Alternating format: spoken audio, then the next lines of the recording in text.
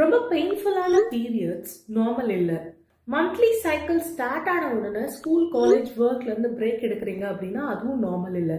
ஏன்னு சொல்றேன், பீரியட்ஸ் போது அதிகமான வலி, 7 டேஸ்க்கு அப்புறம் வர ஹெவி ப்ளீடிங், உங்களோட டெய்லி ஆக்டிவிட்டிஸ் கூட செய்ய முடியாத அளவுக்கு வர ஓவர் ப்ளீடிங், பெட்ல இருந்து எழுந்திரிக்க முடியாத அளவுக்கு வர சிவியர் கிராம்ப்ஸ், இது எல்லாமே உங்களோட மெடிக்கல் கண்டிஷன்ஸோட சைன்ஸ் அண்ட் சிம்டம்ஸா இருக்கலாம். Medical conditions like PCOS, endometriosis, adenomyosis and fibroids. இந்த மாதிரியான மெடிக்கல் கண்டிஷன்ஸ்க்கு பொதுவாக எலோபதி மருத்துவர்கள் கிட்ட போகும்போது எல்லா டாட்ஸையும் கனெக்ட் பண்ணி ஒரு சிகிச்சை வழங்குறது இல்லை. பட் அக்யூபங்க்சர்ல ஹோலிஸ்டிக்கான ஒரு அப்ரோச் இருக்கிறதுனால உங்களோட அண்டர்லைன் மெடிக்கல் கண்டிஷன்ஸையும் உங்களுக்கு இருக்கிற சைன்ஸ் அண்ட் சிம்டம்ஸையும் கனெக்ட் பண்ணி உங்களுக்கான treatment plan and diagnosis plan பண்ண முடியும். அண்ட் எந்த விதமான சைட் எஃபெக்ட்ஸும் இல்லாம. பெயின்ஃபுல் மென்சுரேஷன் அப்படிங்கிறது ரொம்பவே காமனான ஒரு விஷயம். ஆனா அது நார்மலான விஷயம் இல்லை.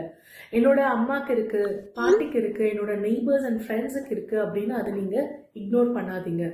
ஸோ நீங்க சைலண்டா சஃபர் ஆகிறத நிறுத்திட்டு இம்மீடியட்டா உங்களோட free consultation with doctor Wahab's அப்படிங்கிற இந்த ரேர் ஆப்பர்ச்சுனிட்டியை யூஸ் பண்ணிக்கோங்க.